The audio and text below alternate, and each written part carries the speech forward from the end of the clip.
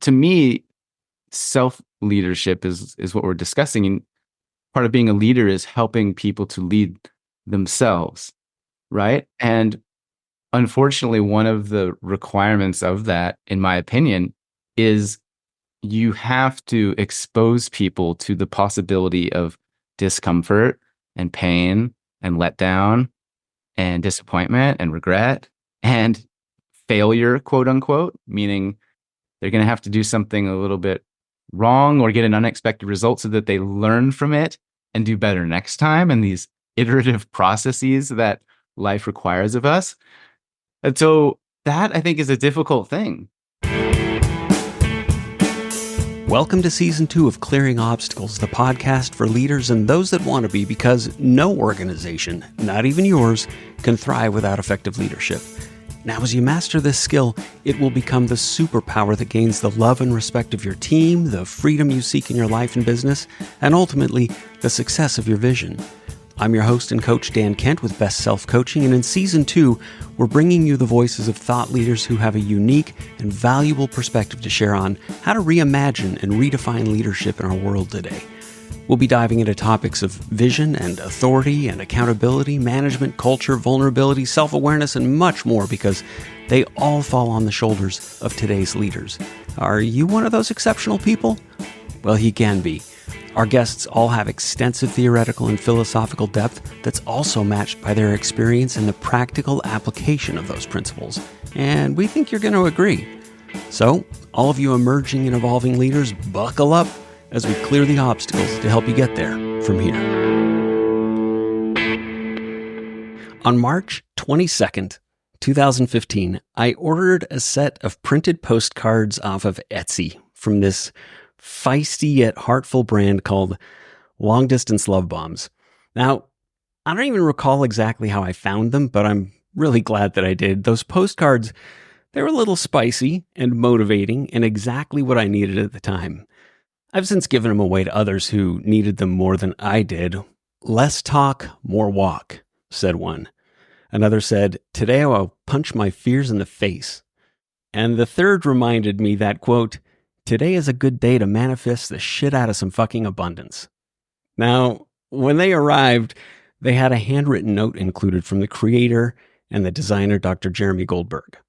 That handwritten note that he personalized on the back of his business card still hangs on my wall today. The ink faded to the point where it's hardly readable anymore, and it says, keep fighting, Dan. The battle is worth it. You are too. Well, I was sold.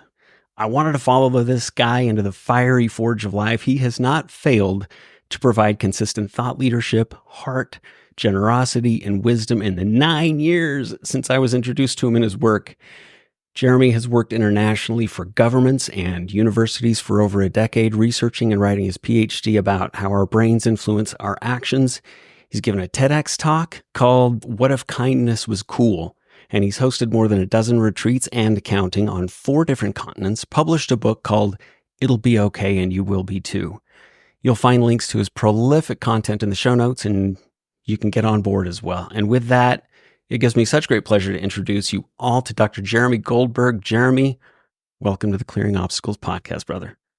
Dude, that is easily the best intro I've ever experienced, man. And I've been on a lot of podcasts.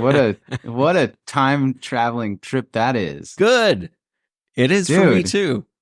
And you still have that card. I do. I was looking at it. You held it up, and I'm like, this is an audio podcast, but Jeremy and I are talking with video, and that's the thing, man. Seriously, you can hardly read. I kind of want to trace it back over with a pen, so I don't know. There's something to I'll have to send you another one.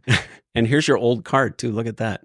Yeah, I was looking at that. I haven't seen that in years, man. Thing. Isn't that funny? Good stuff. Dang. That's so cool.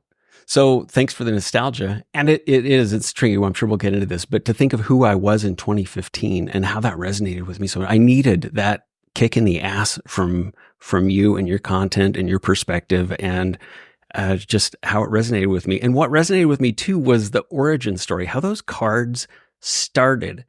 So maybe you can start off by giving us a little bit of your origin story and a little context to that.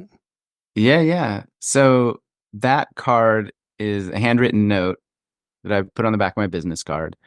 And one of the first times I did that was at an airport I think it was in Australia, and I was standing at the gate basically, and I was just waiting for my flight to board, and I was looking around, people watching, and I saw this woman off to the side, and she was sitting by herself, and she was talking on the phone, and she was crying like a lot, like a proper breakdown, ugly tears. She was in it, going through it. And I was just observing her, and I felt really bad for her. I could tell that there was something really quite traumatic or extreme happening. And then she hung up the phone, and she sat there, kind of shoulders heaving and continuing to cry and be shook up. And I felt very badly, and I wanted to do something to help her. And I had no idea what to do. I was just this like Yeah. broke PhD student standing at the gate of an airport, and so I took a card out of my wallet, and on the back of it I wrote, "It'll be okay, and you will be too."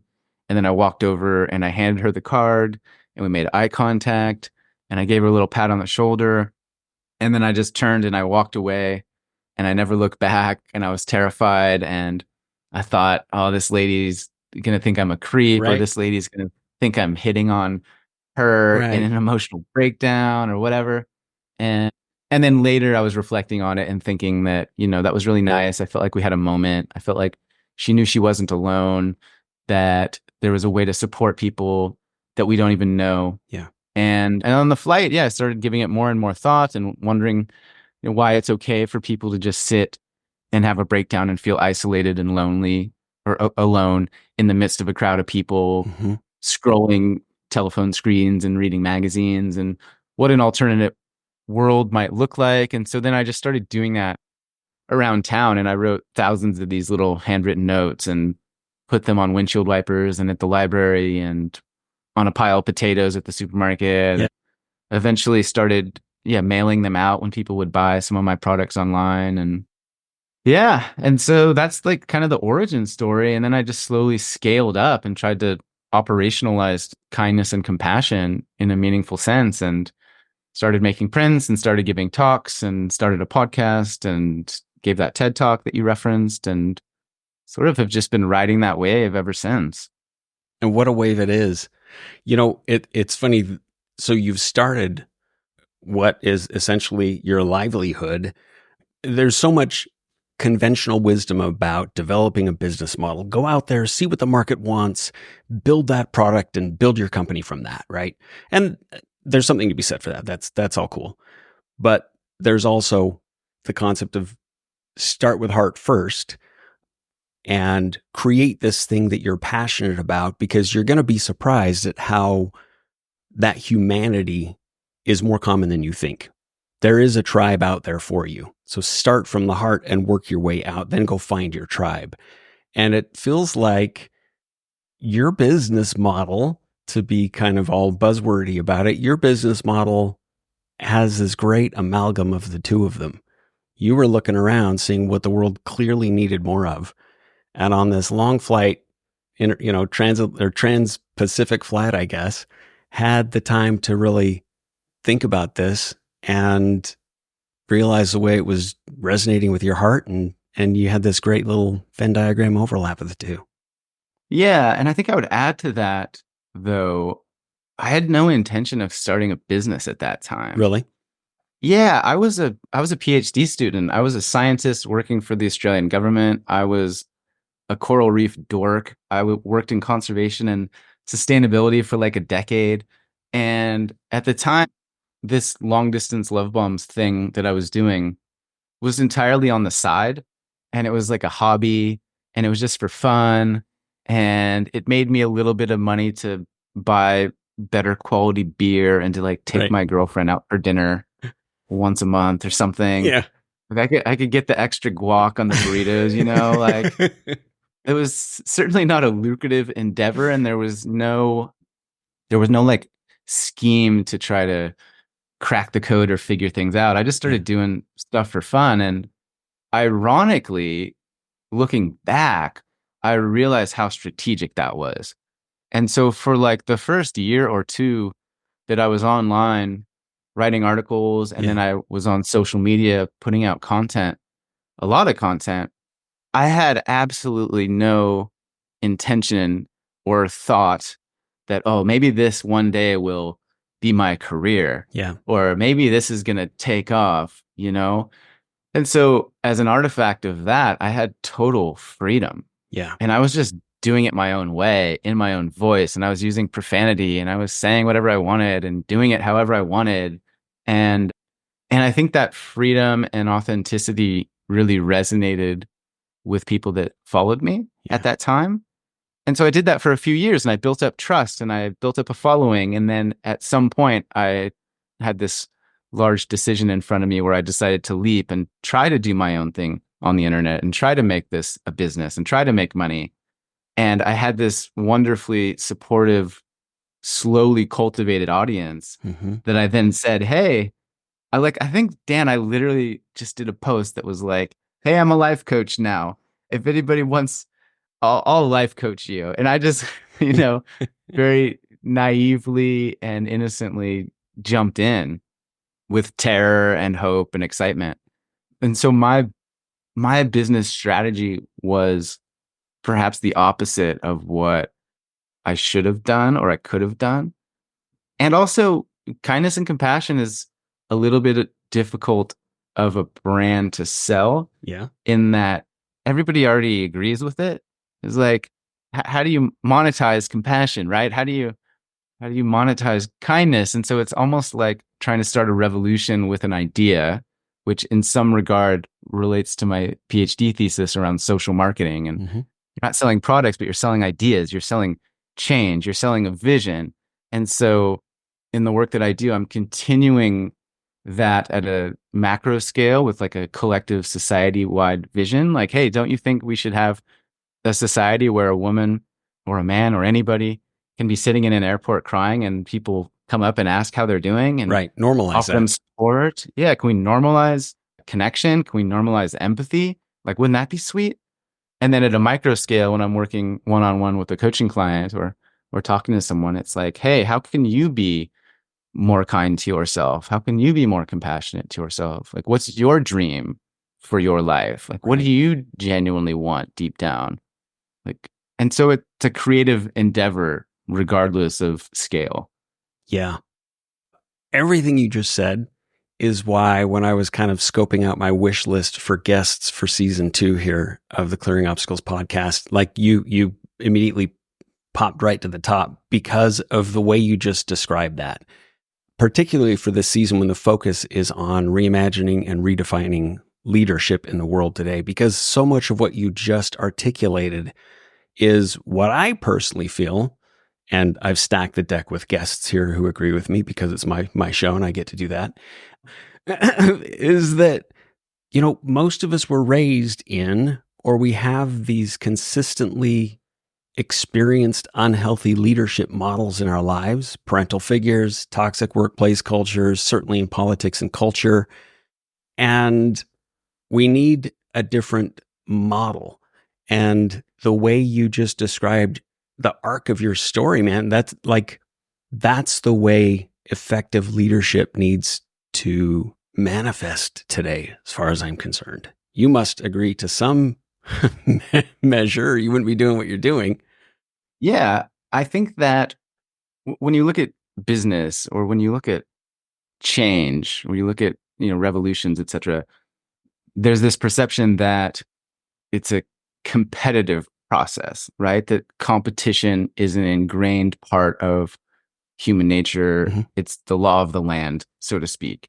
And I don't necessarily disagree with that. It's a law. But it's a law. And I think there are others, right? And so when you look at other C words like collaboration or cooperation or compassion or caring, right? Those things are also integral to the formation of cultures and societies Mm-hmm. and movements and brands and change. Mm-hmm. And so I just personally tend to be more attracted to that aspect. Mm-hmm. Like, I like having a network of people who are good humans, who I'm friends with, who I would trust with my life, who I think are geniuses. And I want us all to win, however we define that, Mm-hmm. rather than viewing the pie as this singular, limited, narrow Scarcity band of thing. resources that we all fight for and that we're all in competition for. I just fundamentally try to remind myself that those worldviews or the lens through which I view my life is a choice Mhm. and it's a conscious decision. And that the more I can shift that with agency and intention, the easier it becomes. And I find my life to just be much more fruitful and fulfilling when I attempt to be kinder to myself and others, when I try to collaborate, when I try to cooperate.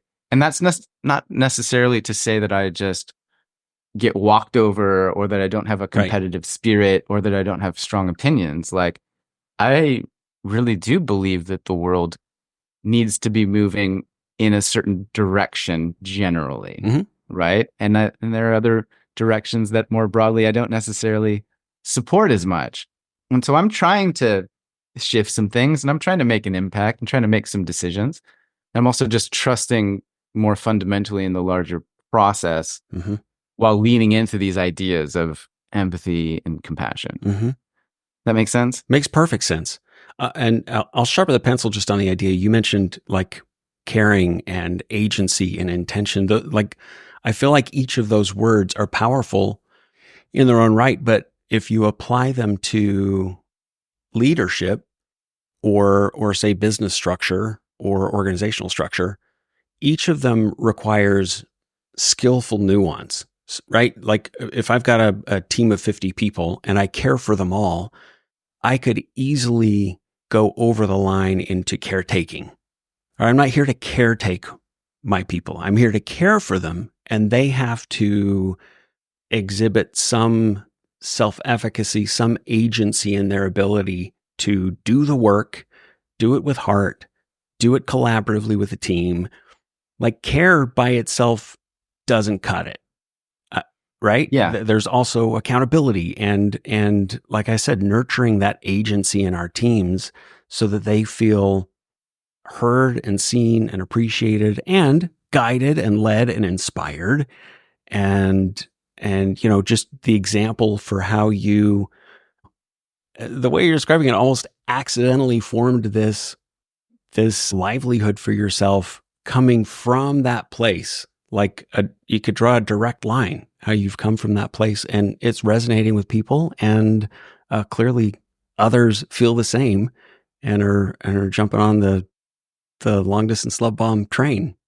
Yeah, hopefully.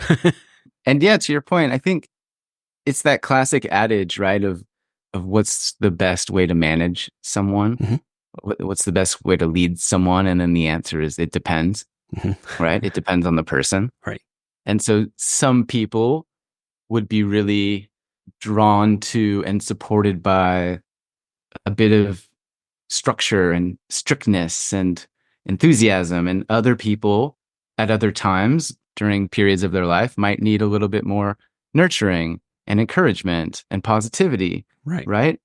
And I think to your point also, it's not about caretaking and keeping people in a bubble as much as it is about drawing the best of themselves out of themselves, helping them get out of their own way, whether that's literally by avoiding certain actions or emotionally or spiritually of having limiting beliefs or lying to themselves or not questioning certain perspectives. Right. And so to me, self leadership is what we're discussing. And part of being a leader is helping people to lead themselves, Mm-hmm. right? And unfortunately, one of the requirements of that, in my opinion, is you have to expose people to the possibility of discomfort and pain and letdown Mm-hmm. and disappointment and regret Mm-hmm. and failure, quote unquote, Mm-hmm. meaning they're going to have to do something a little bit wrong or get an unexpected result so that they learn from it and do better next time. And these iterative processes that life requires of us. And so that I think is a difficult thing to have some tough love and sit back. I imagine you as a parent can recognize this of, watching someone you care about struggle or Yeah. suffer Yeah. and not want to throw them the life preserver and not want to jump in and just do it for them is really difficult, but it's a really powerful act of leadership and love to trust them enough that they can figure it out and then they'll get through it and that in doing so, they will develop their own competencies and confidence to move forward into the future. Yeah. So it's tricky. It's tricky. Requires you're playing heads up ball. You got to be paying attention. You have to be, as a leader, pretty self-aware of your own stuff if you're going to effectively stay out of their way, right? If your relationship to authority is sideways, you're going to want to step in and either micromanage them or completely abdicate to them and let them hang themselves out to dry. Or like, you've got to be self-aware and clear in your own blind spots in that context as well. Yeah. Yeah, 100%. And I'm sure you've seen this with clients or yourself, of if you are uncomfortable or unfamiliar with any of those things that I just mentioned. For example, if you're uncomfortable with failure or disappointment, Right, or sadness, right, then when you see that exhibited in another person, it's going to really affect you in a powerful way. yeah, And so one of the best ways that you can prevent that or address that is to cultivate a strong self-awareness and a strong ability to feel large, difficult things in yourself, so that when they come into your space from another person, you're able to hold that. You're able to fully, how do I say this? Like, you're able to fully recognize and acknowledge where they're at, mm-hmm. but you've done the work and you've advanced far enough to know, like, it's okay. They'll be okay. They can get through it. Like, one way I've talked about this with clients is just a very generic, like, ladder or series of levels, maybe up a pyramid, right? And I say, okay, there's level 0 is on the ground, and then the pyramid narrows and it goes up to level 1, and say there's like 10 levels in that pyramid. And when you can look at that pyramid and assess yourself against it in terms of competency or skills or knowledge or abilities or impact, talent, whatever, there's fewer people that are 10 out of 10s on that pyramid, that are the really world class in a certain specific area. And you might start at level 0, and the more experience and the better you get, you advance up the pyramid. So say you're at level 3 and you have imposter syndrome, and you're comparing yourself to everybody in levels 6 and 8 and 10, and you have these strong stories. I'm only at level 3. What I say to people is the pyramid and the way society is structured is such that there's a lot more people lower on the pyramid, right? And so you can have a career, a job, a movement, getting people from level 0 to 1, and you can get people from 1 to 2, and you can get people from 2 to 3 even. And that is more than enough to launch a business or a product or whatever. Right. And the beautiful thing of this is, once you get up to 4 personally, when you've done the personal work to get to level 4, then you can help people get from 3 to 4, right? And so I view it as this really nurturing, supportive lens that, like, hey, I'm still on my way up the pyramid and I'm not perfect, but I can help all these other people know and understand and integrate these lessons that I've got to. And I'm so inspired by those people that I look up to, because I want to get up to level 8 and 9 and 10 one day. Right. And so I find that to be a helpful lens. And I view personal development as business development. I think it's the same thing. And so another way for this podcast might be to say personal development is leadership development, because the more that you have self-awareness and do the work to understand and appreciate all of the multifaceted aspects of the human experience, the more capable you are when those various aspects come at you disguised as an employee, a consultant, a customer, whatever. You're like, oh, I know what this is. I've done the work. I can navigate this process. And it instills a bit of confidence and sovereignty. Oh my God. The way you describe that, and the pyramid and those barriers to get from one level to the next, just brilliant. Again, it's one of the reasons I just love the gems that you send out in your newsletter or your social media stuff.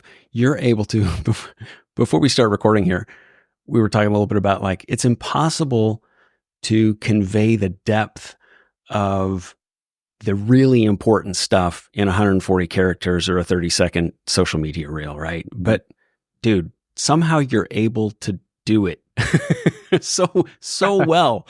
And just in that description, to sort of describe that pyramid concept, I'm going to stay in that vein a little bit. And it's kind of a little bit academic.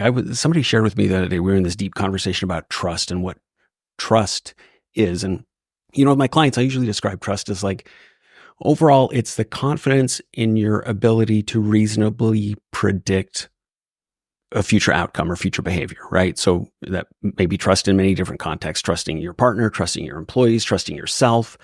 And so it's the reasonable ability to predict how that's going to turn out, right? How that's going to shake out. And this friend I was talking with shared with me, said there's actually a formal academic trust equation. Have you heard of it before? It No. was brand new to me and I absolutely loved it. So think of it like a math equation. It's credibility plus reliability plus intimacy divided by self-orientation. So self-orientation, self-awareness, that's the denominator. So no matter what the level of credibility somebody brings, how reliable they are, they've consistently shown up, they've consistently performed, they've consistently hit the metric, whatever.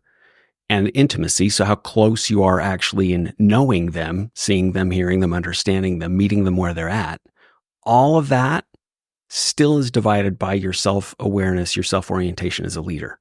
So they could be credible, reliable, and some level of intimacy there. But if your relationship to yourself is broken, you're not self-aware, you don't have objectivity on your own blind spots and that stuff, all of that denominator could be jam-packed, and you're still going to relate to the trust factor in a broken way as well. Yeah. Yeah, it's interesting. I would have to visualize that a bit more in depth. And like the science dork in me is like, oh, I'm intrigued. Because if like the self-agency component goes down, but you're dividing by it, doesn't that mean that the trust number would go up and like blah, blah, blah. But as you were describing that, the one thing that jumped out, I think your first definition about believing that what could happen, or what should happen, what might happen, or something like reasonable that. ability to predict the outcome. Yeah. And so when you said that, my brain went to this place of power and control. Because part of me was thinking there's a trustworthiness in the other. There's trusting the external. And then there's this kind of inner trust. And I was trying to consider the differences between that. And so this guy, Dewey Freeman, he's a renowned psychotherapist. He has this great line where he says, control is what you do when you don't trust. Right? Yeah. And so in some regard, that might come across as like micromanaging, for example, or in terms of leadership, you're trying to make all the decisions, sign all the checks, do all the things. And so conversely, when you do trust, you're not trying to control everything, and you are able to surrender in some regard, right, and be okay with a lot of uncertainty, right? And then Dewey also says that power, in opposition to control, or as related to control, power is the ability to influence and be influenced in return.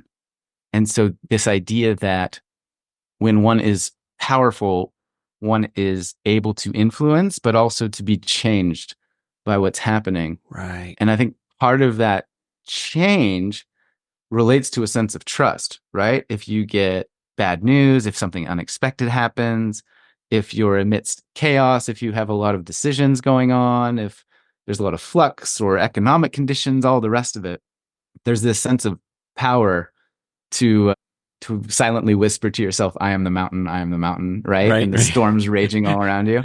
This ability to be influenced by everything that's happening around you and not sort of reacting in a controlling manner to try to influence the external to soothe your internal state. Right. Emotional and I think resilience. Yeah, exactly. Emotional resilience and emotional acceptance and expression too, to recognize and be more fluent in the interior of our inner landscapes, right? Or the interior of our hearts, the interior of our souls, so to speak. Yeah. And I guess that's a little bit metaphysical or philosophical in regards to leadership. But I think the point remains that the more that we can understand ourselves, the more capable we are at leading ourselves. And we've all met these people. We've all like walked in a room or had an interaction with someone, and they're just like grounded, present, unflappable. Right. And you're like, I've known you 2 minutes, but I would follow you into the front line of a battle. Like I would go to war with you. Yeah. There's something about you that like I trust implicitly. Yep. And on the opposite end, we've all met somebody, and I'm sure In the first 2 minutes, you're like, regardless of whether they're wearing a business suit and they're a CEO and 7, 8 figures of wealth, and you're like, I know that a lot of people admire and trust you, but you're something slippery about you. Yeah. That like my little inner heart whisper is like, nah, I don't want to go to battle with you. And I can't explain it, but there's like an integrity piece that doesn't feel very aligned. And so I think that's a big deal. And I think the more that we can have that conversation with ourselves where we know, hey, I'm going to battle with me. Like, would I follow me to the front line? Do I have that inherent sense of trust in myself? Right. Am I a person of integrity? Do I do the things I say I'm going to do? Are my values and my actions aligned? Right. Like, do I have my own back? Right?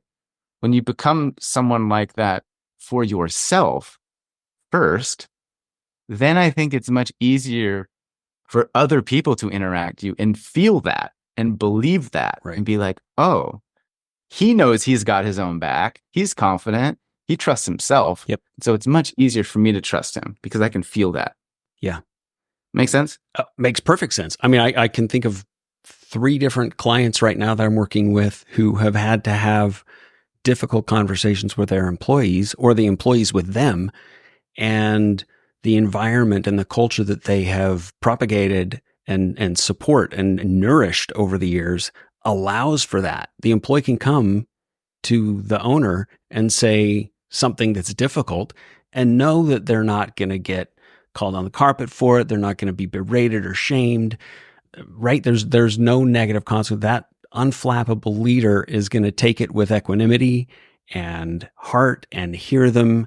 And they are trusted by that employee to have that tough conversation. And without that trust, that would not be possible. Yeah.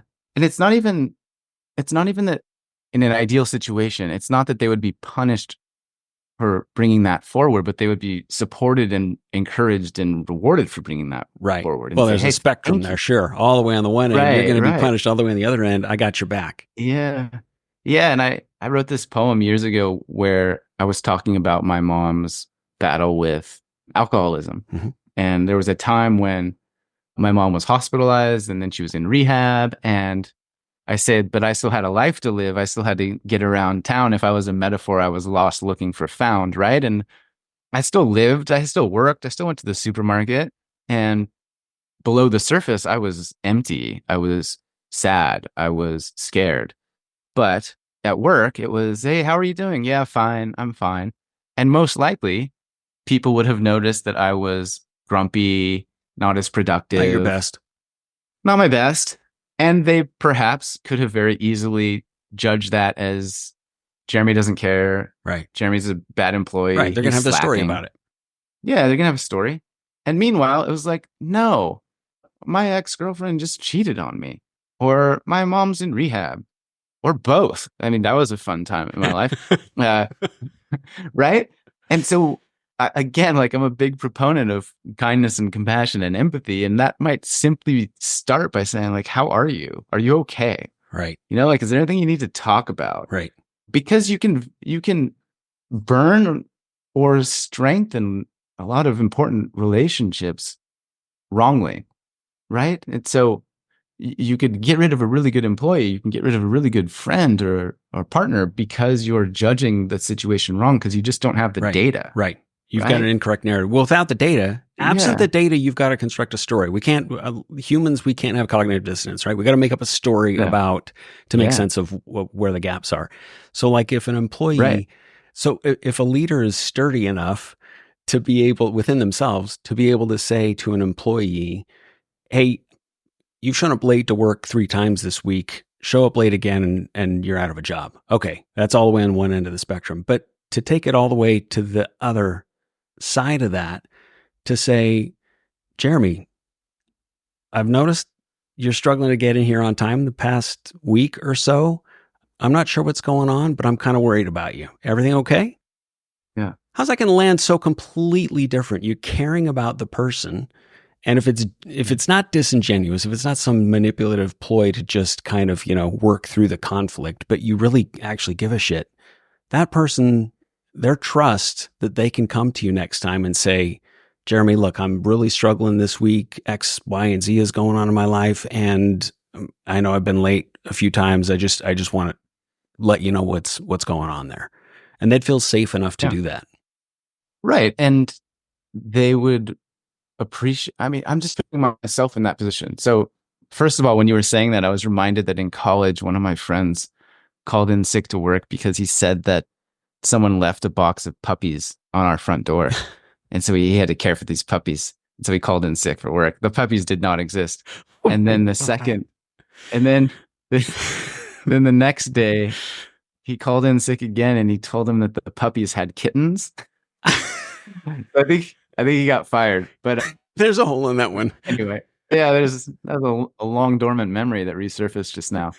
Welcome. But to your point, if I was late multiple days in a row and you're the boss and you said, hey, show up late again and you're fired, bro, and there's something really significant going on in my life, I would feel dejected and unsupported. Right. And I'd be like, well, fuck this guy, fuck this company. What's the point? Versus if you initiate a dialogue and you ask me what's going on and I say, hey, you know what, man? Like my girlfriend just left me, or my grandma's sick, or my dog just died. I had to put my dog down. And you supported me through that and you recognized me as a human being and you were there for me and you helped me through that tough situation, then guess what? I'm going to really appreciate you and I'm going to value you as a human being and as my leader. And guess what? I'm more likely to work my ass off for you moving forward. And I'm more likely to have your back moving forward because of the simple law of reciprocity. Right. And like, hey, you help me out. Like, I want to help you out. Right. You're a good person. I want to do good stuff for you. Right. Right. And so there is this like selfish, strategic angle that could be embedded or discussed in this kind of a decision-making framework, right? You could reverse engineer this and be like, oh, it's actually quite strategic to be empathetic and compassionate to my staff because then they're going to like me more and they're going to work harder and we're going to build connection. And it's like, yeah, you're right. And if you want to fake it, you can try and do that and you might get some good outcomes. Or you can actually be that version of a human being, which is a little bit more challenging, and try to like just show up as that. And then you don't have to like think as much. You don't have to pretend as much. It's easier like, if you're real. Is that what you're saying? Just like, man, as a lazy human being, Dan, I just find honesty to be easier. It's the like, path of least resistance ultimately, right? And I don't have to remember my lies. I don't remember what I said to who, and I don't have to be a certain way on Instagram or at certain meetings or when I give keynotes. Like I gave a keynote yesterday to the Canadian government. I saw your post. Like, you said you smoked it. Dude, Tell me, say a bit about that. I smoked it, but like at some point, man, I got off on a tangent and I started talking about how half the world is upside down right now, that we live on a sphere and it's spinning around a fireball in the sky. And that if you zoom out, half of us are just standing upside down, but we don't know which half. And that's fucking weird. And what is gravity? And like, we might be upside down right now anyway. And then I look in the corner and there's the little number and there's like 650 people on this call. And my brain has a moment where I was like, I shouldn't have taken 3 grams of mushrooms. I shouldn't have. Yeah. No, I'm dead sober. I'm like, what are you talking about right now? And then I have to say to the people like, sorry, I'm on a tangent right now, but like, this is me. Right. And so I just find like, that's just so much easier to do and to be, right? And I remember Jim Carrey gave this great commencement address once, and he talked about his dad, and his dad had like not pursued his life path because he wanted to be an accountant or a businessman of some kind.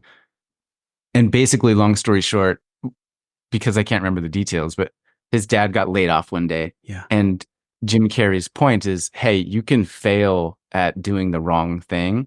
And so you might as well take a chance at like doing what you want to do. Right. And I think that's true of ourselves too. Of like, you might not be liked or effective for pretending to be this other version of yourself. So you might just try to be yourself and do that in the best, most powerful way possible and see what happens. Yeah. Yeah. And as you move up, I'm going to do a throwback and then a segue. As you move Yeah. up that pyramid that you were referring to earlier, that requires a certain level of courage of leaning into that fear. You made another great analogy on your social media account the other day of poking the bear. Maybe it was a week or two ago. I forget.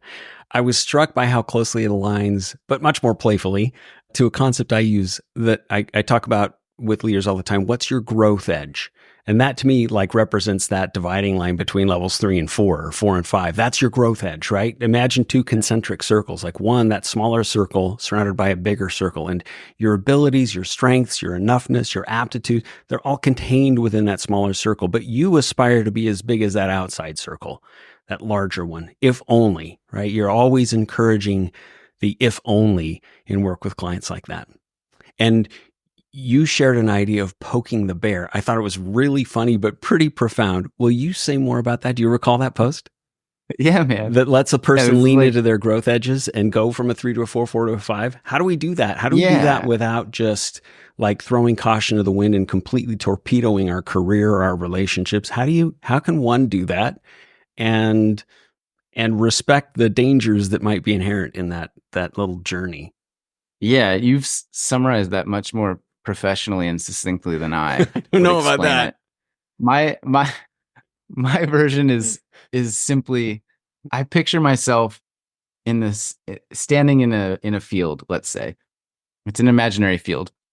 And at some point around me is a gigantic circle. And it's a well-worn path that's just a giant circle around me. And patrolling the circumference of that circle is a bear, is a big bear. And that circumference represents my capacity that you just stated, of my ability, my nervous system regulation, my confidence, Yeah. my skill level, whatever. We'll It's name the just bear the level 4. maximum. The bear's just patrolling level 4, right? And so my job is to expand my abilities right to my edge. And that means I'm challenging myself Yeah. and I'm sitting in discomfort, right? And what I want to do is I want to go right to the edge and I want to just poke the bear on the nose and just like boop, and just like poke the bear. And what happens is the bear will be startled in my imagination, and it steps back, right? And it steps back, and then it patrols another circle that's a little bit bigger, A little wider. right? And so yeah, I imagine my capacity expands in that moment. And what we don't want to do is just run past the bear or run right up to it and crash through, because like the bear is going to find us and it's going to gnaw us and it's going to like scratch our faces off. That's not good. So you That's don't not want to good. like stay too uncomfortable for too long, or your system will crash and it won't be good. And you don't want to stay too far away from the edge because the bear won't step back, and so you won't ever expand yourself. And I'm really good at this as a lazy person that knows how to manipulate myself. I'm really good at walking right along and saying, I'm at my edge. Like, yeah, this is my Yeah. edge. It's And right then there. Don't boop. you see it? Yeah. But like the bear can't swipe at me. I'm just far enough away from my edge that I trick myself that I'm there, but there are no ramifications at all. And I'm like, I'm growing. This is challenging. This is hard. I feel like I'm getting better, but I'm cheating myself, Right. right? Which is one reason why coaches and therapists and really good friends and mentors are helpful to say, hey, you're not at your edge, bro. Take another step. And then I feel that little twinge inside of, oh, dang, you're right. And then I go another step forward. I'm confronted by the bear. I poke the bear. It steps back. And then I grow and I feel more alive and expansive, and I've evolved a bit. So I just find this to be like a helpful visual. If you haven't realized by now, I'm a visual person. I like Me wild, too. weird imagery for concepts and ideation. And sometimes I just feel that when I'm working on a project or I'm trying to make a decision or I'm avoiding something or procrastinating, it's like, oh, you're hiding from the bear, Yeah. or you're scared to poke the bear, man. It's like, hey, go poke the bear today. Or Mhm. if you were to poke the bear today in a certain category, like what would that look like? Right. And so from a business perspective, from a leadership perspective, in my relationship with my partner, Mm-hmm. if I was to poke the bear metaphorically, like how can I grow? How can I expand? What am I avoiding? What am I hiding from? Right. And so I just find that to be a helpful frame and just like a little cute mantra when I talk to people. It's like, oh, I get that. Yeah, I do that too. Rather than having this kind of academic discussion around what it means to have nervous system regulation and Right. dysregulation and what it means Right. to, confront discomfort and blah, blah, blah. It's like, yo, just, you gotta poke the bear. You're hiding from the fucking bear. Okay. Right. And it's like, oh, yeah, that's right. I remember. Because the academic part is very real. It's backed in data and science and neurochemicals Oh, that we all yeah. have. That's all valid, but it gets lost in translation. And right, we can all imagine the bear standing there, Yeah. metaphorically, hopefully not Yeah. I mean, realistically.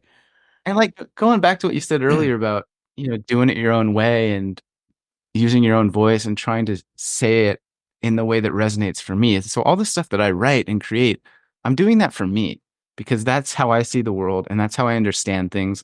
And I haven't read the article or the description that I want to read that helps me to really get it and that has that little light bulb moment. Mm-hmm. And so, yeah, I have a PhD and a large Instagram or social media following. Like I'm established, but I still talk about poking the bear and I still use profanity and I still have like wild analogies and stuff. And there's part of me sometimes when I'm writing stuff that is silly and playful and somewhat quasi ridiculous. But for me, it's also profound and important where I hear this little voice inside, like, you can't post that, man. Like, what are you doing?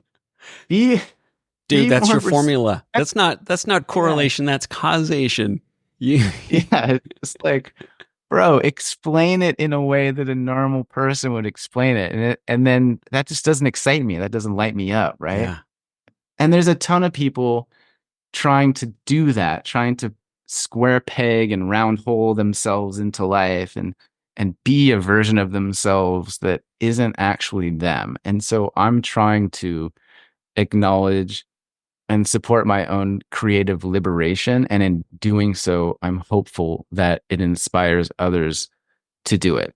And like another idea, Dan, this just came through like yesterday. I was working with a client and she's starting a business and a blog and she's having some fears come up. And I was randomly looking for something else on Instagram and I came across this video that I did and I saw it and it was old and I had no idea what it was. So I clicked it and I watched it and it starts off this like zoomed in you're kind of looking at like a metallic sort of image and Mm-hmm. it's unclear what it is and it zooms out and then there's music playing and then I pan to the left and essentially what I had done was I had zoomed in very dramatically on a metal sculpture of a bull and the part that started was a bull scrotum and I was just very locked in and zoomed in on this bull scrotum and I zoom out and I'm watching this me now having this is a couple years ago or whenever and I'm like what the hell What did I and do? what why did I do this? I don't remember doing this. And I read the caption and the caption was essentially like, look, everybody, you need to get out of your own way. You're overthinking what to put on social media. And to prove it, here's me putting a bull scrotum on the internet. None of this matters. Like it's not important. Just Zoom get out of your out. way. Zoom out, put whatever you want out into the world. Like the world need it. Consider this as permission. Like this is the bull scrotum permission slip or whatever. And and so yeah, now we're off on another separate rabbit hole, but I don't know, man. I think to wrap that all up, I think that life is an inherently creative endeavor. And I think that we are all artists in some sense, that we have capacity and agency to choose whatever details and colors and creative patterns that we want to meld our universe with. And that the more that we can give ourselves permission to fully express whatever it is that we are Yeah. and whatever it is that we want to see in the world, the better off everybody is for it. And I think that requires a tremendous amount of bravery and self-leadership Yep. to hopefully bring it full circle for the point of this podcast. It's like that is inherently a brave act of leadership to be yourself and express what's on your mind and in your heart, and to create the world or the business or the product or the relationship that you deeply desire, Right. like that takes leadership. Right. The only way for it to be authentic is for you to maintain that through line of authenticity of yourself. Yes. And to do that, you must know who you are. Mm-hmm. Right. And that is a tricky business. And that takes effort and intention and is a journey of a lifetime. Right. As I know that you know. Yep. And you know that I know. Right. So but this say it is for the a people in the back. Get a mirror, get a friend, get a coach, get a mentor, get a guide, get a Sherpa, get a doula, get whoever you need in your corner to point that shit out to you. Yeah. Get a flashlight for all the dark corners of the basement Nooks of your body crannies. that you've been hiding stuff and cobwebs. Like, it's like an onion just peeling layers is another way to look at it. You're sort of like shedding skins and shedding expectations and identities and family systems and social norms and all the rest of it. And it's like, who am I at the core? Like, who am I? How do I want to show up? How do I want to be a boss? Mm-hmm. How do I want to be a partner? How do I want to be a parent? Like, how do I want to be? And really honoring that. Mm-hmm. And it's hard. That's hard. I think you even have to double down on your courage if you get to that place. And I've seen this in leadership before, and it was confronting. It was an organization that I was in where the leader said, I am not up for this anymore to lead in this capacity and to lead the company at this time. I'm going to step back. We're appointing another person to take this role. They're more suited for it. In the meantime, I'm going to keep doing the work and hope to see you again soon. And that was confronting for the culture, but it modeled what that looks like for somebody to know their limits, to know what they are and aren't good at. And at the end of the day, it was a great experience for everybody to see that actually modeled, because again, like I was saying before, it gives them permission to feel like they could do the same thing if they needed to. Yeah. How was it received by the staff? It was mixed. I think because for some people, that somebody to be that transparent and honest about it, for some folks, they saw that as sort of like resignation or weakness or quitting. And they held that leader in pretty high esteem. And so what did that say about them and their judgment about that person's character? And others, they were shouting from the rooftops and applauding and thrilled to see it. And, maybe because some recognize that themselves, they saw it within that leader. But that you have to double down on the courage on that. And the opposite of that too is you referred to imposter syndrome before. I would say that's more common than what I was just previously referencing, somebody stepping back and saying, I'm not up for this right now. I've got some other work to do. I think it's way more common that we see an imposter syndrome and people thinking I'm not up to go from 3 to 4. I'm not there. Or I shouldn't be leading my 2s and 1s. I'm not a 10. Yeah, but you're a 3. Yeah. You're a 3. You're totally ready to lead 2s and 1s. I've tricked them all. Everybody else is an idiot. They shouldn't have let me in here. They shouldn't have given me this job or this salary. Do you have that? It's a ruse. Do I have a job? That imposter syndrome very regularly? Not as much as before. Yeah. And I've taught workshops and courses about imposter syndrome, and so I have a lot of opinions around it. One of which was back in the day when I was a PhD student, I was at this meeting one day and I looked around this big, wooden government table, and I looked around and it was like world-class scientist, unbelievable researcher. And and then it came to me and it was like PhD student. And I had this moment of, what am I doing here? Like, why am I here? Right. Right.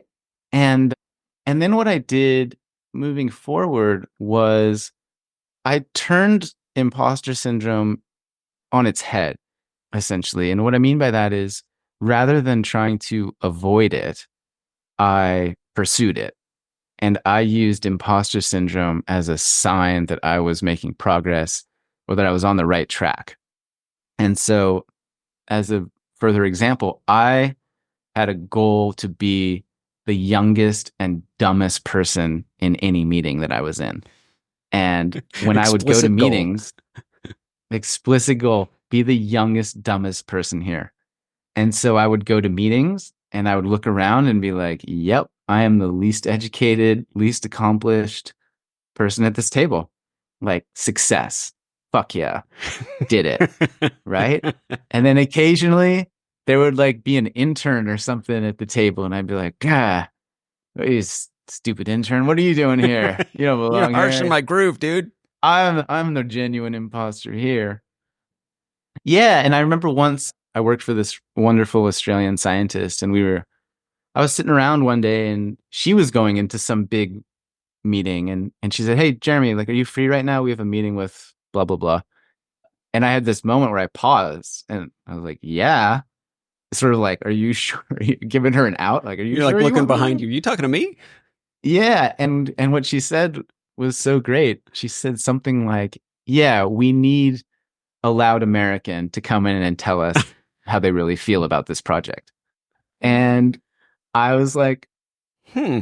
am I offended or am I honored right now? But I took it as a compliment in that, yeah, I was showing up to meetings and I was the youngest, dumbest person in the room oftentimes, but I didn't let that prevent me from showing up and speaking my mind and contributing. Yeah. Right.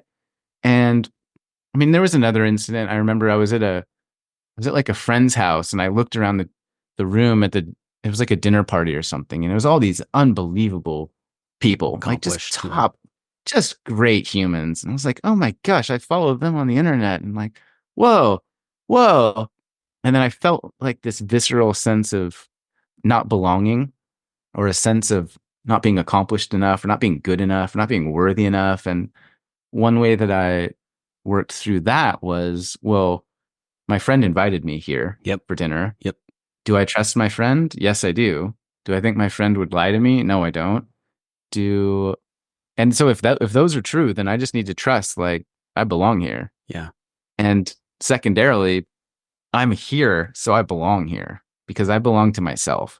And that's really the deeper work of all of the imposter syndrome stuff is resolving and recognizing this kind of fissure or dissonance of self-belief Right. and expression, etc. It's like I didn't feel like I belonged to me for a long time. I didn't feel confident. I was using external metrics as an indicator of self-worth or value rather than being like, no, I'm Jeremy Goldberg. God damn Like, it. yeah, I'm in the room. Of course I belong here because I'm here. Yeah. Like, take up space, man. Speak your mind. What are you doing? And Even so, if I'm standing on the shoulders of giants. yeah. Yeah, even if I genuinely feel like I somehow tricked my way into this Right. conversation, Right.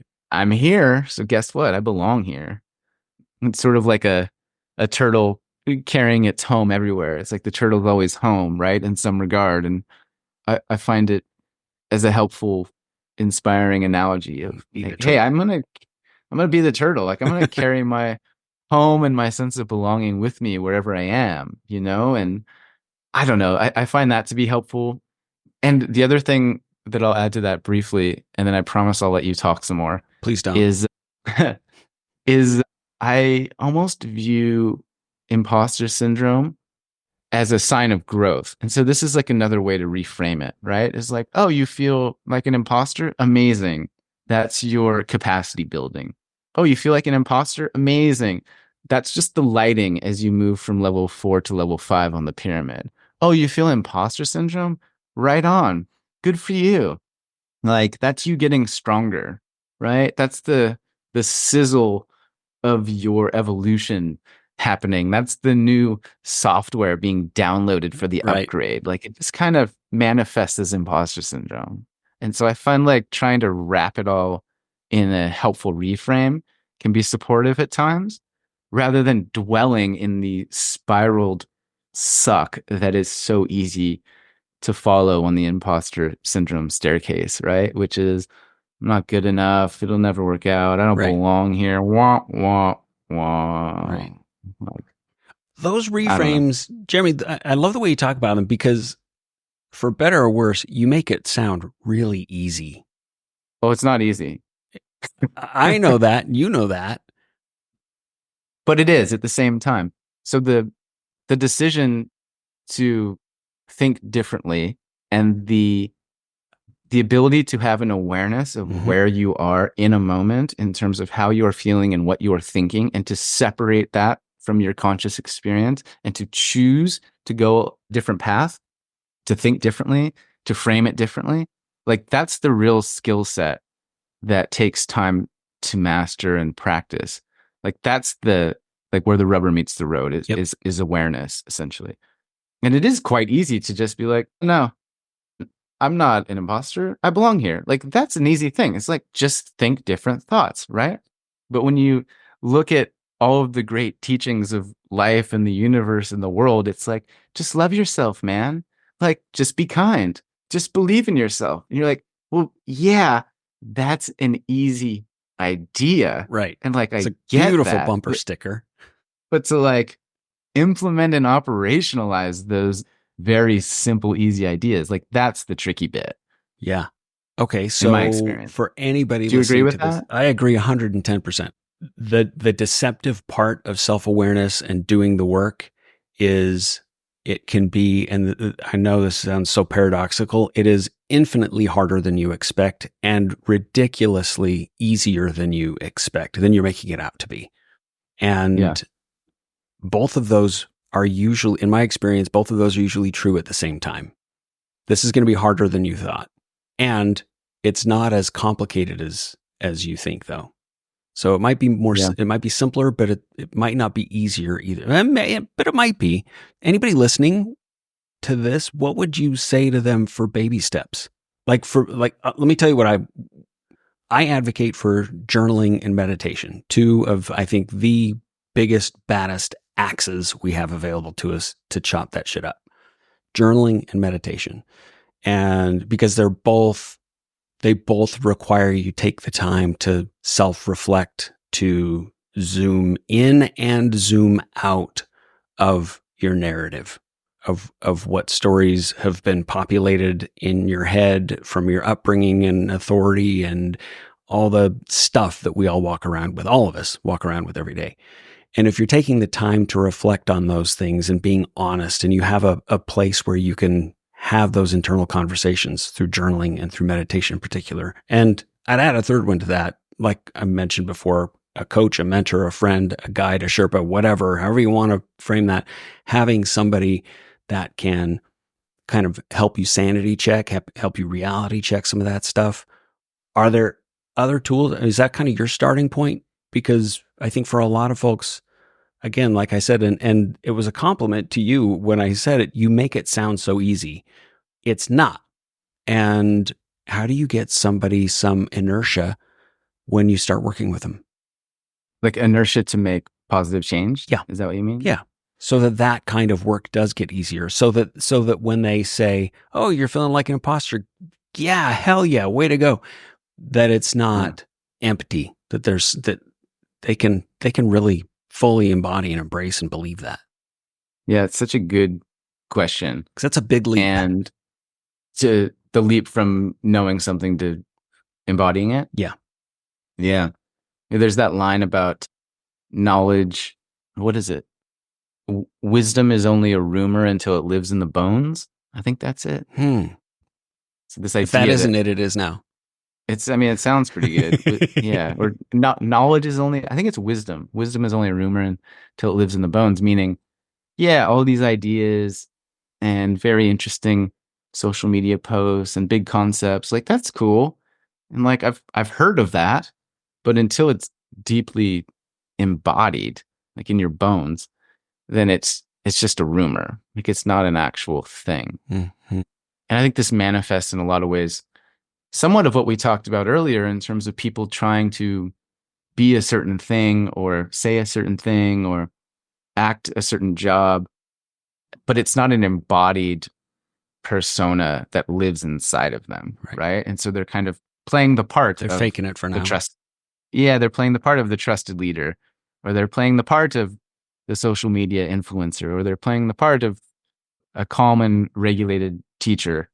But you can feel the difference. Yeah. Even if you can't consciously describe it, right? When I referenced wanting to go to the front line of a battle Yeah. with the leader, it's like you're embodied. Like you are a leader. Like I feel that in you, right? And so in terms of your question, yeah, I'm a big proponent personally of meditation. Like that has been my unlock, I suppose. Mhm. That's been like my practice that for years and years now I've come back to time and time again. And for me personally, meditation is like the one thing that I never regret doing, where Right. I've never once meditated and then been like, yeah, what a waste of a half an hour that Totally. was. Like Totally. I say the same never, thing like usually not about like one. going for a run. Never have I come off Yeah. I could have spent that hour Ah, differently. That was stupid. jeez. Ever. Yeah.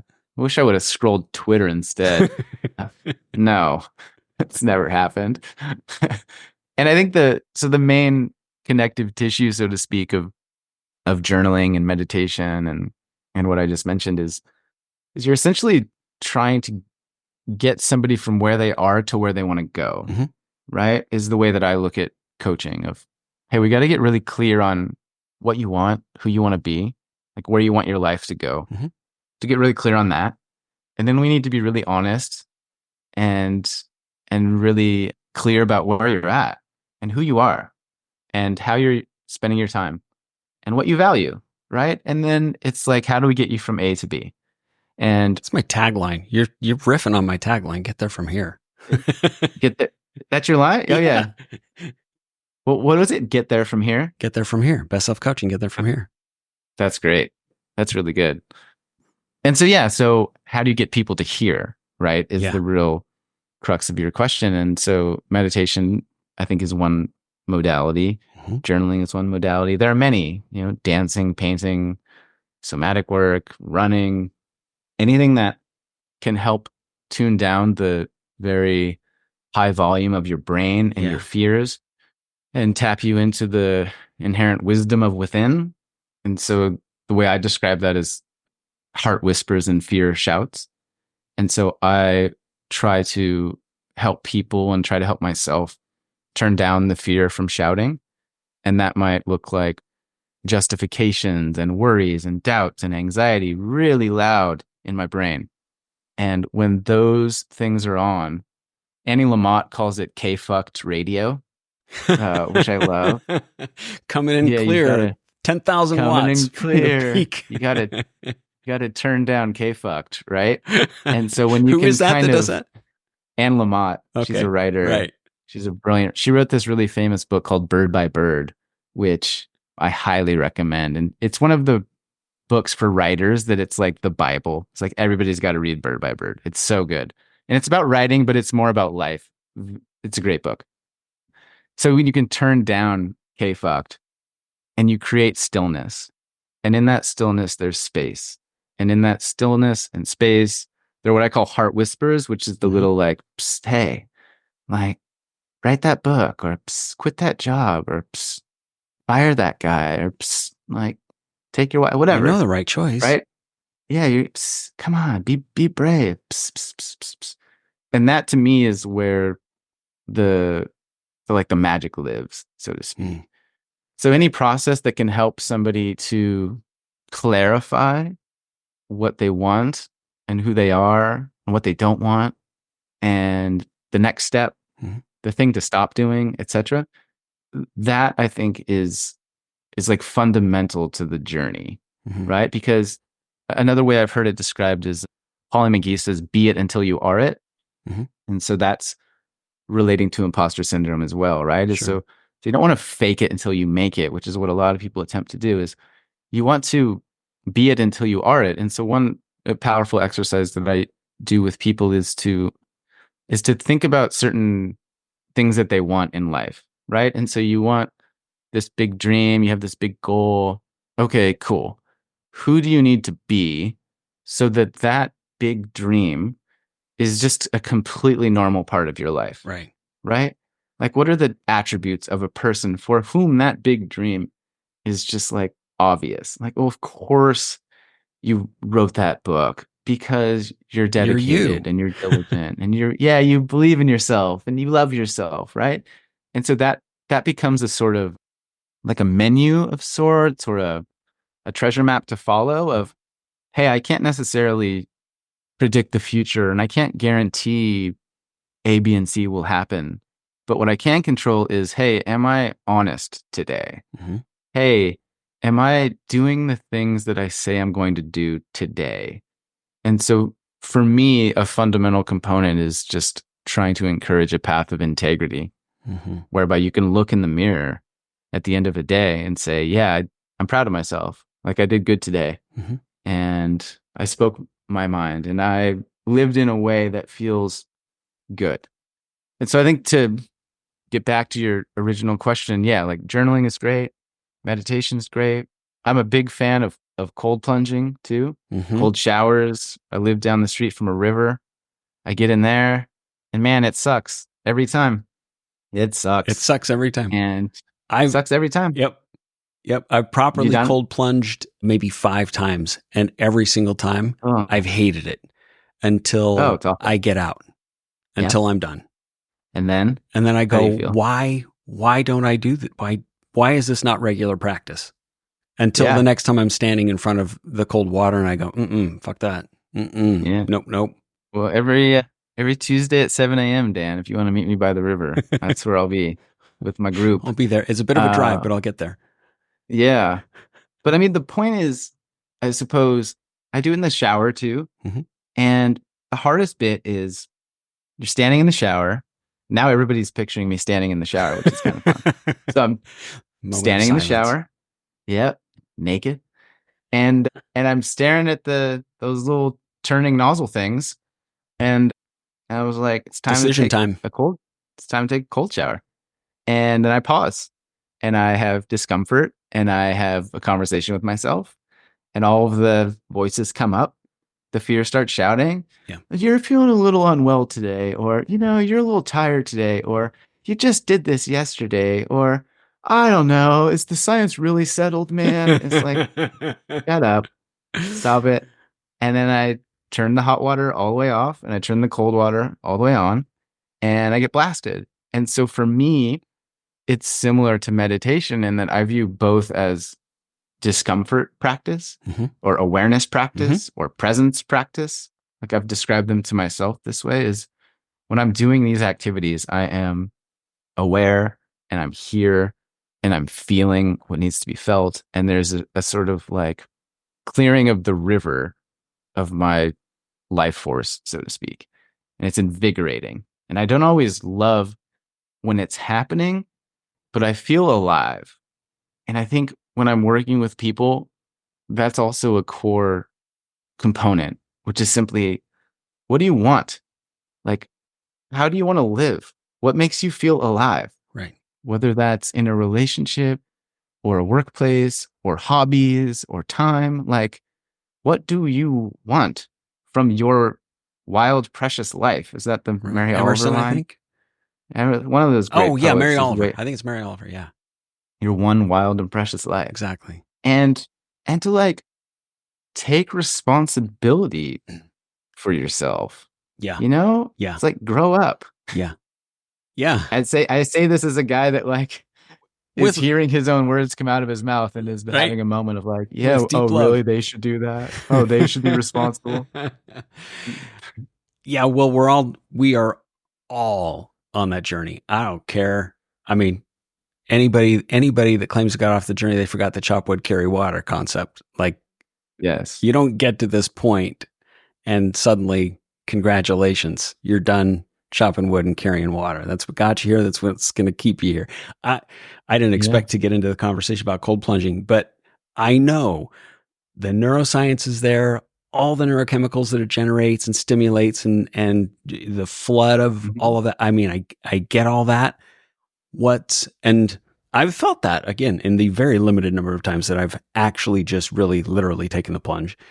But what usually comes at me in equal measure is my own self-efficacy, my own appreciation for my own agency to know that I can do hard shit, that I Yeah. stare those cold knobs in the face on the the handles of the cold and hot water in the shower, and I turned it and I did it, or I jumped into that cold pool, and it emphasizes my ability to do hard, difficult shit.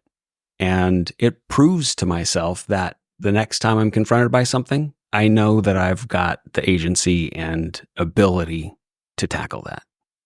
Yes, 100%. I was looking up this quote. Van Jones said it. He said, I don't want you to be safe ideologically. I don't want you to be safe emotionally. I want you to be strong. That's different. I'm not going to pave the jungle for you. Put on some boots and learn how to deal with adversity. I'm not going to take all the weights out of the gym. That's the whole point of the gym. This is the gym, right? And it's that. It's like when you know in your body, like it gives me goosebumps, man. Like when you know in your body, like I can do hard shit. Yep. Like I can I can get up when I get kicked down by life. Like I can feel these big feelings. I can get through this. Like you become unstoppable in some degree. Mm-hmm. And then nothing really matters aside from this fact that you've got your own back, Mm-hmm. right? And there's something really powerful about that. And I think a lot of the work that I've done on myself and the work that I do with clients is to help instill that in them, Mm-hmm. which is like, hey, you can do stuff that you want to do. You can speak up for yourself. You can be uncomfortable. You can do hard shit. And that's a major reason why I do cold plunging because it sucks and it's hard. And every time that it's done, I'm like, yeah, I did it. Look I at can me. do hard shit. Right. And it reinforces an identity that I want to perpetuate for myself. That Like I am right there. becoming who I want to be. Yep. Yeah. And like it's not rocket science, like all this stuff. We're saying, just do more hard shit. Believe in yourself, like I was mocking earlier. It's Right. like, yeah, I get it. I should be more comfortable with discomfort and blah, blah, blah. But the actual process when it's time to practice and show up, it's the same thing. Like everybody wants to be a rock star, but nobody wants to sit in their bedroom for 10 years Right. learning how to play Right. chords by themselves Totally. for free. Mark Manson Right? in The Subtle Art of Not Giving a Fuck talks about that. He's like, don't pick what you're passionate about. Pick your pain. What are you willing Yeah. to be uncomfortable with? What are you willing to endure? That book resonated with me in that regard because I could actually relate to the example of being a rock. I wanted to play in arenas. I wanted people out there, hands in the Oh, air. yeah. Dan. And when it came time to pull out my Ibanez Roadstar 2 Series with my $99 Gorilla amp and practice for more than 20 minutes, hated it. I hated practicing. And there came a day when I had to realize, no, I'm not willing to do this. What's next? Yeah. Yeah, I think that's an important point too. I remember reading some article years ago about Olympic athletes, and they were interviewing some trainer of Olympic athletes and the Yeah. difference between that caliber or that level of performance and not. And my recollection of the main takeaway is that Olympic athletes love training. Like they Mhm. love mind and they love showing up every day and they fall in love with the process.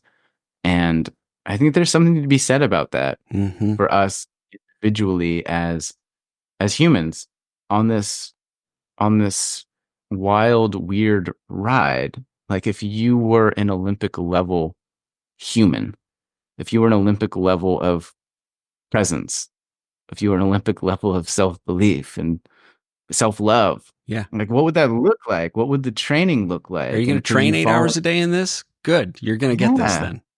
It's like, yo, you're in the arena whether you like it or not. I mean, you can pretend that you're not supposed to be training, but like you're choosing, you're making Mhm. choices. Even if you're avoiding those choices, like you're still choosing, Bleachers at the field, right? baby. You're in the arena. You're in the arena. So like either get used to the tomatoes flying at you or not. But like they're coming. So I don't know. I'm trying to like thicken the skin and like harden the confidence. It's like, come on, life, bring it. So that when inevitably life decides to throw some very large tomatoes my way, whether that's grief or illness or loss or pain or whatever, like no one's getting out of this alive. No one's Mhm.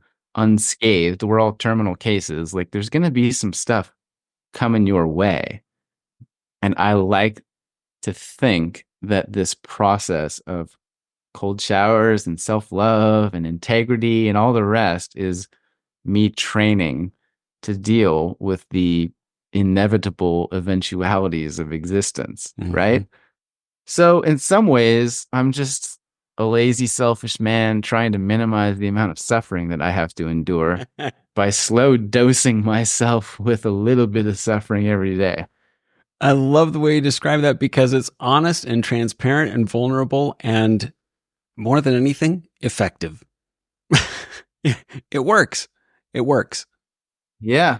It's like the bear's out there patrolling. You're gonna interact with that bear at some point, so Yep. get used to it. Yep. Yeah.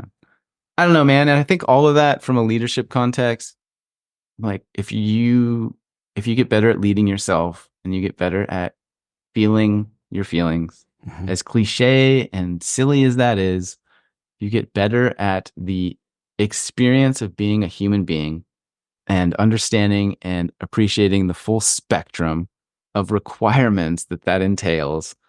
Like you're going to be a better leader. Mhm. Like that's it. 100%. Be a better human, be a So better leader. yeah, was it be here to get there? Yeah, get there from here. Get there from here. Dang, get there from here. How did I screw that up? Two of the words are directly in front of I me. know. That's all right. There from here. That's good, Dan. I like that line. Hey, thanks. Well, it is the process.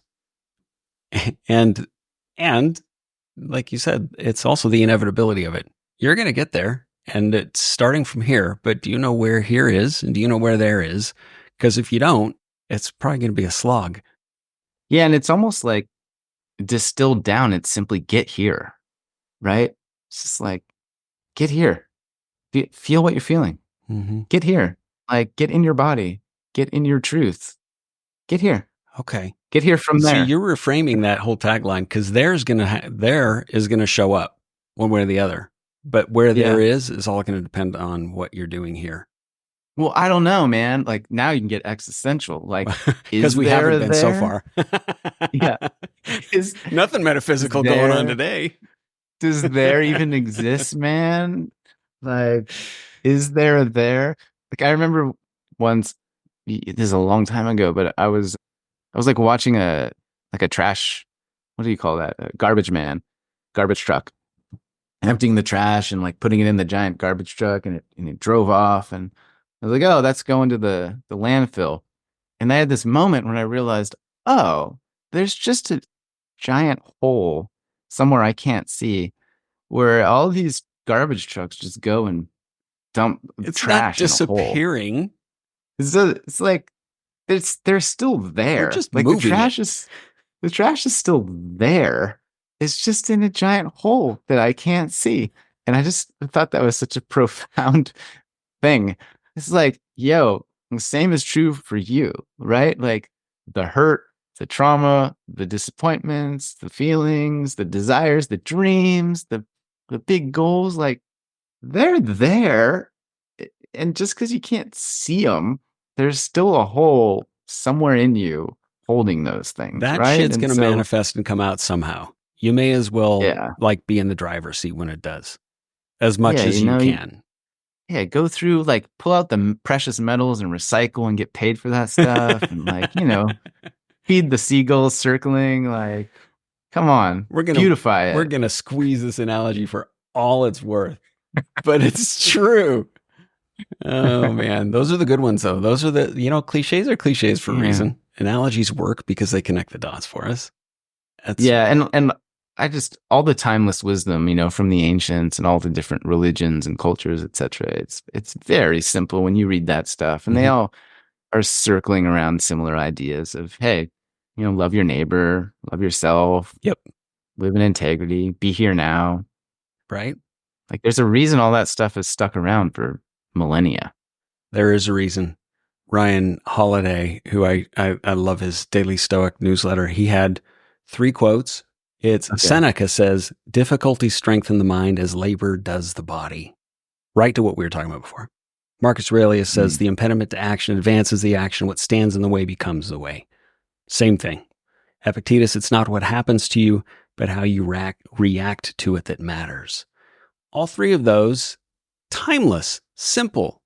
I mean, 2,000 years ago, more than, these things were written. And we're still wrestling with them today in the same way, slightly different contexts, but in exactly the same way. They're enduring. Yeah, and in 1,000 years, the ancestors will be living in virtual worlds and communicating telepathically. They'll be saying, gosh, this is so tough to be a person. Or maybe they'll all be enlightened by that point. Who knows? Maybe. Oh man, what an absolute pleasure talking to you today.